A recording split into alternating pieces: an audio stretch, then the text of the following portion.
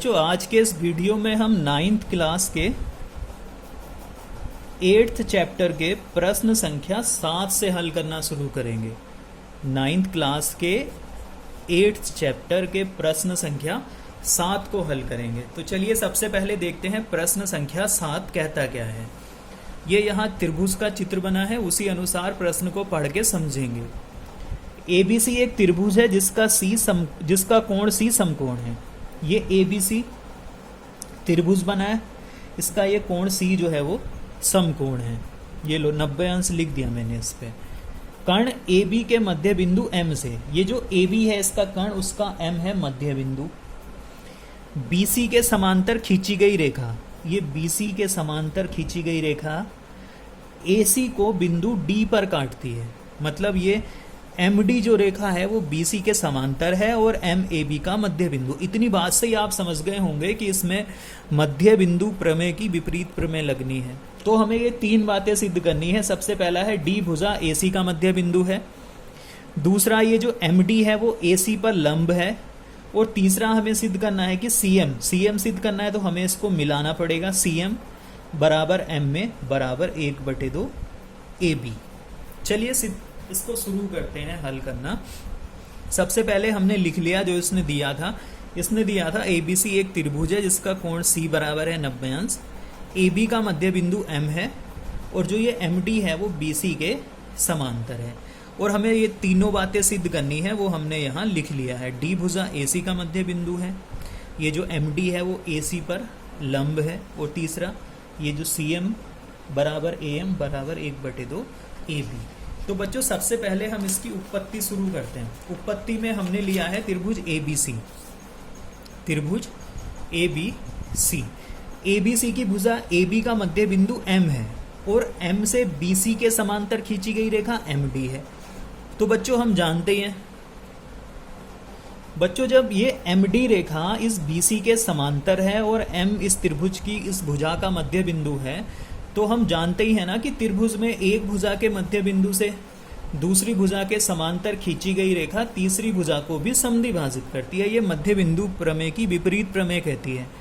तब त्रिभुज ABC में क्या होगा, फिर ये मध्य बिंदु है, मध्य बिंदु से जाने वाली रेखा इसके समांतर है, तो ये तीसरी रेखा को भी समद्विभाजित करेगी। अर्थात D जो है वो भुजा AC का मध्य बिंदु होगा।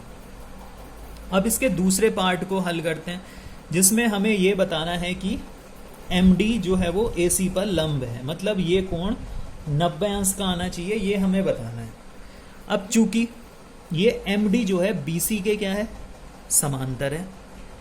AC एक तिर्यक रेखा है, तो जितना कोण ADM होगा उतना ही कोण ACB होगा, या BCD कह दो। चूंकि MD समांतर है BC तथा AC एक तिर्यक रेखा है, तब संगत कोण ADM बराबर BCD या DCM। तो कोण ADM बराबर कोण BCD।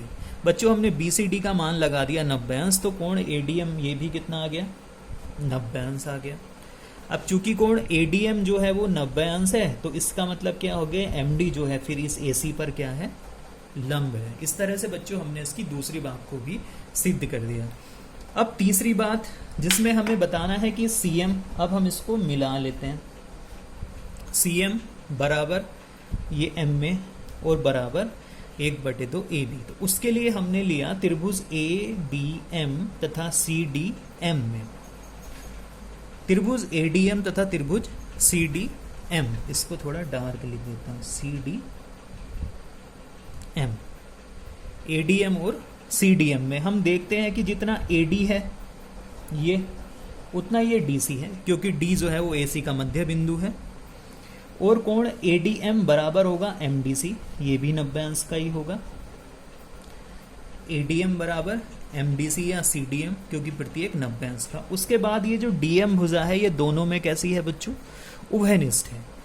अब जब उभयनिष्ठ भुजा है तब भुजा कोण भुजा प्रतिबंध से ये वाला त्रिभुज और ये वाला त्रिभुज दोनों हो गए सर्वांगसम।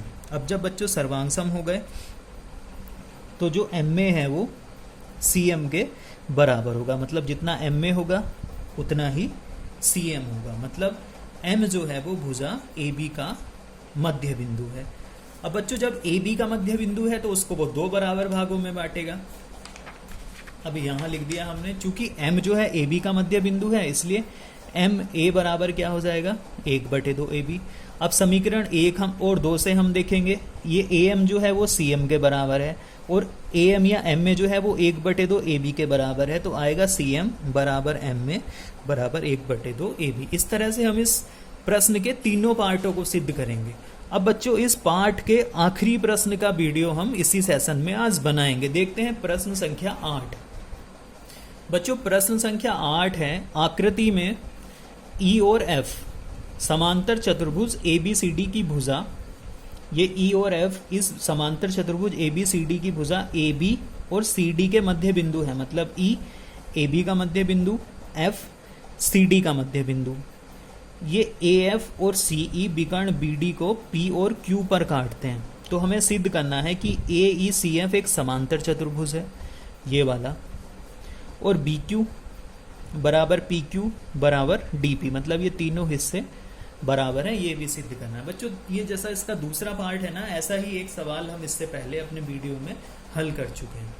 चलिए इसको पहले समांतर सिद्ध करते हैं। तो हमने सबसे पहले लिख लिया जो दिया है, दिया है में हमने लिखा ए बी सी डी एक समांतर चतुर्भुज है, क्योंकि यही इसने कहा था।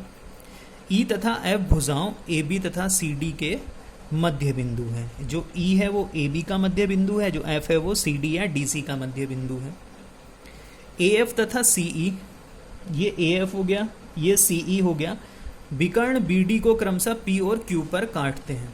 अब हमें सिद्ध करना है, दोनों बातें हमने लिख दी कि ए ई सी एफ एक समांतर चतुर्भुज होगा, ए ई सी एफ ये समांतर चतुर्भुज होगा, और बी क्यू बराबर पी क्यू बराबर डी पी, ये हमें सिद्ध करना है दूसरा पार्ट इसमें।